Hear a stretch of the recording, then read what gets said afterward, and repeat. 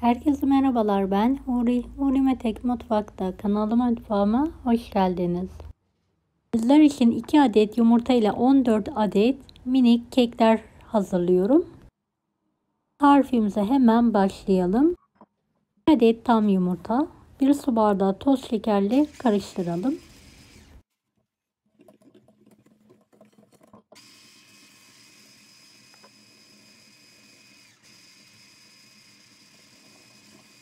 Çay bardağı sıvı yağ, çay bardağı süt,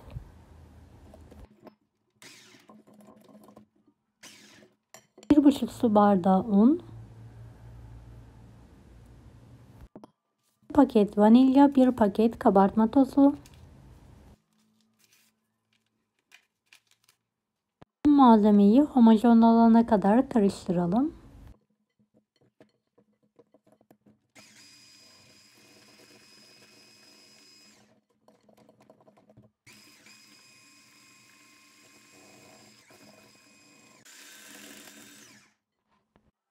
Evet, kıvamı bu şekilde olmalı.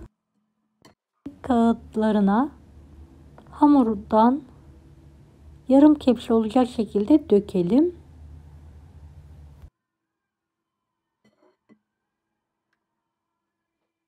Beni hangi ülkeden veya şehirden izliyorsunuz merak ediyorum. Yoruma bildirirseniz sevinirim.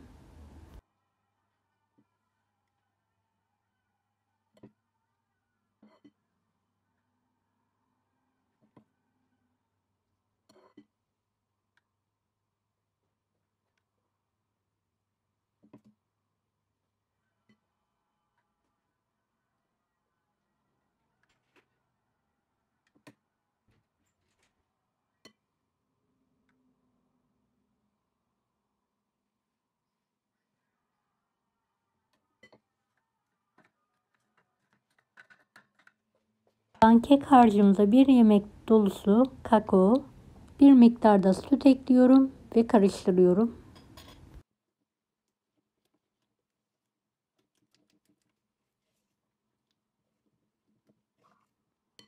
Evet, kıvamı diğer kekle aynı olmalı. Evet, bir kısmını kakaolu, bir kısmını da 2 renkli kek olacak şekilde kalıplara döküyorum.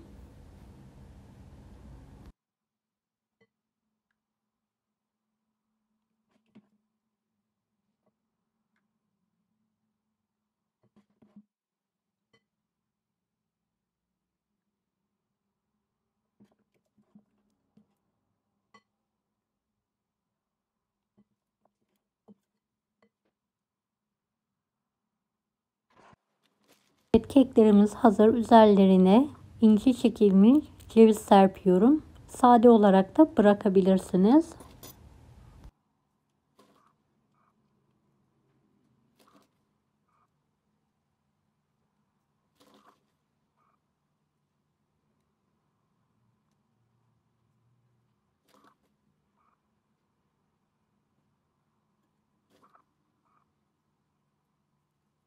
...170 dereceli fanlı fırında yaklaşık 30 dakika keklerimi pişirdim.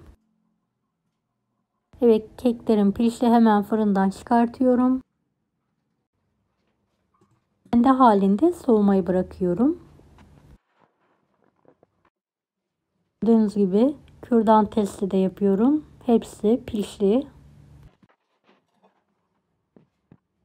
Şöyle bir tanesini yakından göstermek istiyorum. İsterseniz böyle minik kutulara hazırlayarak da hediye olarak getirebilirsiniz.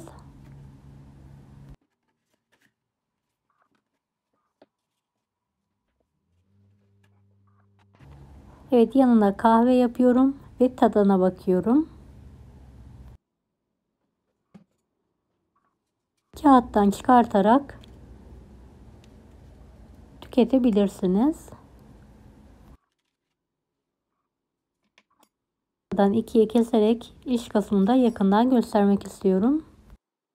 Gerçekten çok lezzetli ve bereketli bir tarif. Mutlaka deneyin. Deneyecek olan herkese şimdiden kolaylıklar dilerim. Kanalıma ücretsiz abone olmayı unutmayın. Bir dahaki videolarda görüşmek üzere. Allah'a emanet olun. Hoşça kalın.